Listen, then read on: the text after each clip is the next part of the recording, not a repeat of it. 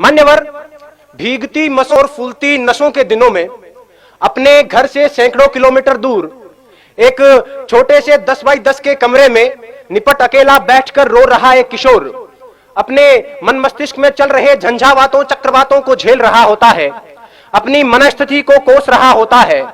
किसी छोटे बड़े सपने के खत्म हो जाने के कारण हर वक्त खुद को हीन समझ रहा होता है और उसके बाद वो एक ऐसा फैसला लेता है जिसे लेने का उसे कोई हक नहीं है।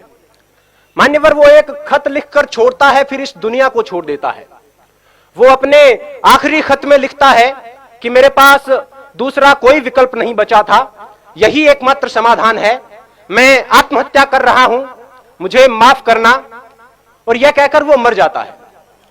मेरा आज का विषय उस आखिरी खत का जवाब है कि आत्महत्या कोई समाधान नहीं है।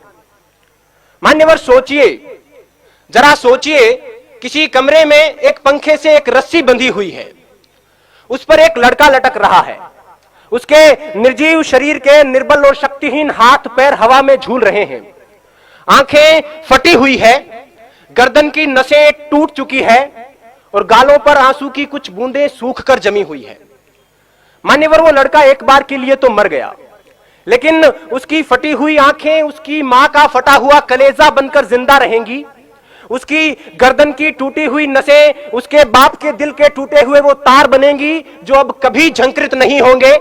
गालों पर सूख चुके आंसू के बूंदें उसकी बहन की आंखों से हरदम बहा करेंगी और उस निर्जीव शरीर के निर्बल और शक्तिहीन हाथ पैर जो हवा में झूल रहे हैं उसके भाई की हिम्मत को जिंदगी भर तोड़ा करेंगे।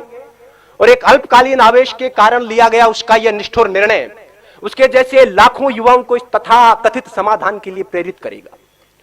मान्यवर, यह कैसा हल है? यह कैसा हल है जिसमें अपनों का बर्बाद होता हुआ कल है।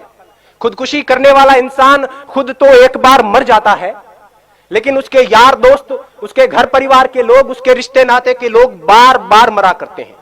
वो हर वक्त खुद को अपराधी समझते हैं और इस संतरास के कारण वो जीते जी मरे हुए के समान होते हैं।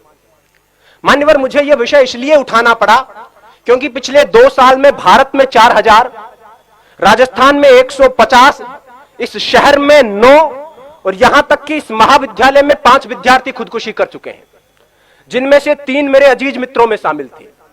और इनमें से लगभग 80% आत्महत्याएं छोटी मोटी अकादमिक विफलता के कारण किया गया आत्मघात थी। इन आंकड़ों से उठती हुई चीखें इस विषय की आवाज को उठाना चाहती है।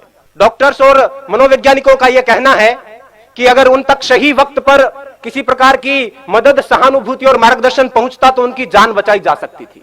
आंकड़ों का स्पष्ट मानना है कि 10 में से 8 आत्महत्याएं स्पष्ट संकेतों के बाद होती है। उन्हें उनकी बातें सुने। हमारे आसपास में हमारा यह नैतिक दायित्व बनता है कि जो हमारे आसपास में मानसिक तनाव से, मानसिक दबाव से ग्रसित लोग हैं, उनकी बातें सुने, उन पर विश्वास जताएं, उनकी हिम्मत बढ़ाएं। आत्महत्या मनचाही मौत नहीं है, यह अनचाही मौत है।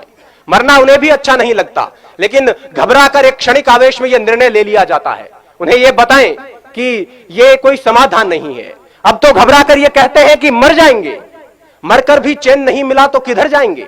सही वक्त पर उन तक पहुंचाया गया मानसिक प्रोत्साहन उनकी जान बचा सकता है। जो खुदकुशी करना चाहते हैं उनके लिए मेरा यही संदेश है कि जब कभी यह लगने लगे कि अब तो बस आत्महत्या ही एकमात्र उपाय है, खुदकुशी ही एकमात्र समाधान है, तब अपनी आंखें बंद करके अपनी भविष्य दृष्टा कल्पना शक्ति से अपनी मौत का मंजर देखिए।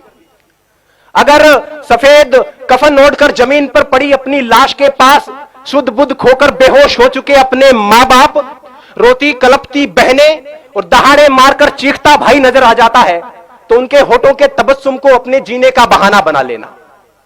अपने शोक, अपने सपने जो आपकी मौत के साथ किसी और मायने में पूरे हो रहे हैं, उन्हें पूरे करने को अपने जीने का बहाना बना लेना। अपनी कला को विस्तार देने को, आगे के जीवन को निहार लेने को, दूसरों को उपकार देने को कोई भी बहाना बना लेना। जीने के बहाने लाखों हैं। अगर फिर भी कोई बहाना ना मिले तो जैसे बचपन में मास्टर जी की मार से बचने के लिए कोई बहाना गढ़ लिया करते थे, इस बार मौत से बचने के लिए बहाना गढ़ लीजिए, लेकिन मरिए मत। और वैसे भी अकादमिक विफलता कोई विफलता नहीं होती। विश्व नायक माने जाने वाले लोग कभी अपने अकादमिक क्षेत्र में सफल नहीं हो पाए थे। जिंदगी यहीं तक नहीं है। सफलता का पैमाना सिर्फ यही नहीं है। Mahatma Gandhi, Gurudev Rabindranath Tagore, Thomas Alva Edison, Newton, Steven Spielberg, Mark Zuckerberg, Sachin Tendulkar, Bill Gates अपनी स्कूल कॉलेज की परीक्षाओं में कभी सफल नहीं रहे थे, लेकिन जीवन में अपने अपने क्षेत्र में उत्कर्ष तक पहुंचे, पराकाष्ठाओं तक पहुंचे। अतः छोटी मोटी विफलताओं को दिल से ना लगाएं, छोटे मोटे सपनों के पीछे जीवन बर्बाद न करें। गोपाल दास नीरज जी की पंक्तियां हैं कि छिप छिप अश्रु बहाने वालों, छिप छिप अश्रु बहाने वालों, मोती व्यर्थ लुटाने वालों, कुछ सपनों के मर जाने से जीवन नहीं मरा करता है। सपना क्या है? सपना क्या है? नयन सेज पर सोया हुआ आंख का पानी, और उसका टूटना जूं जागे कच्ची नींद जवानी, गीली उम्र बनाने वालों, डूबे बिना नहाने वालों, कुछ पानी के बह जाने से सावन नहीं मरा करता है, चंद खिलौने खो जाने से बचपन नहीं मरा करता है, कुछ दीपों के बुझ जाने से आंगन नहीं मरा करता है, कुछ मुखड़ों की नाराजी से दर्पण नहीं मरा करता है, कुछ सपनों के मर जाने से जीवन नहीं मरा करता है। जय हिंद, जय भारत, वंदे मातरम।